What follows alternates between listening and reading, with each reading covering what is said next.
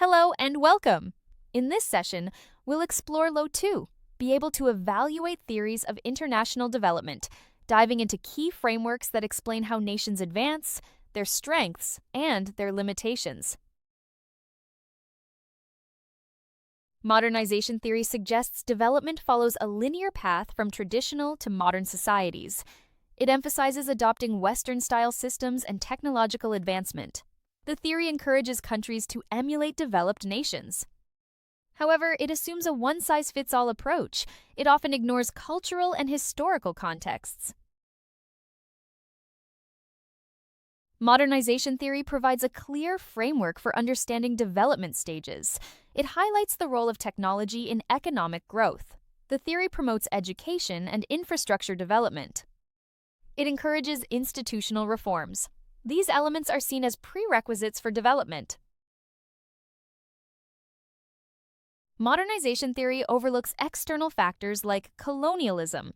It can be ethnocentric, promoting Western values as superior. The theory assumes a universal development path. This approach may not suit all countries. It often ignores unique cultural and historical contexts.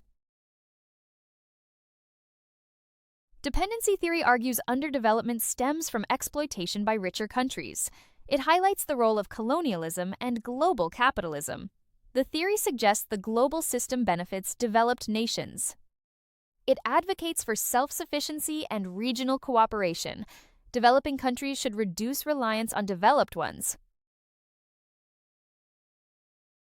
Dependency theory highlights historical inequalities affecting development. It emphasizes economic and political independence. The theory supports local industries over foreign aid. It critiques structural inequalities in the global system. This perspective is crucial for understanding underdevelopment.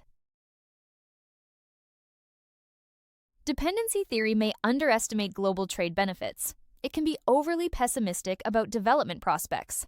The theory sometimes lacks practical policy recommendations. It may not fully appreciate the potential of global investment. This limits its applicability in some contexts. World systems theory divides the world into core, semi-periphery, and periphery regions. It extends dependency theory by focusing on global capitalism. The theory argues wealth concentrates in core regions. It highlights the interconnectedness of the global economy. This approach explains persistent inequalities. World systems theory offers a comprehensive view of global inequalities. It incorporates historical analysis for contemporary issues. The theory highlights capitalism's role in underdevelopment. It provides a macro-level perspective on economic dynamics. This is valuable for understanding global disparities. World systems theory can be overly deterministic. It suggests limited agency for peripheral countries. The theory often lacks specific policy recommendations. It focuses less on internal country dynamics. This limits its practical application in policymaking.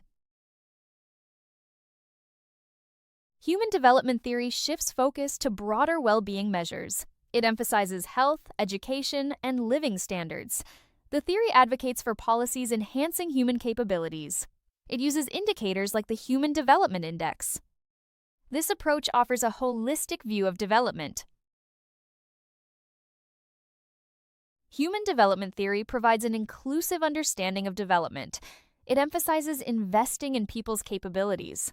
The theory supports using comprehensive indicators for progress. It highlights the importance of health and education. This approach is crucial for sustainable development. Implementing human development policies can be resource-intensive. Balancing economic growth with broader goals is challenging. The theory is sometimes criticized as too broad.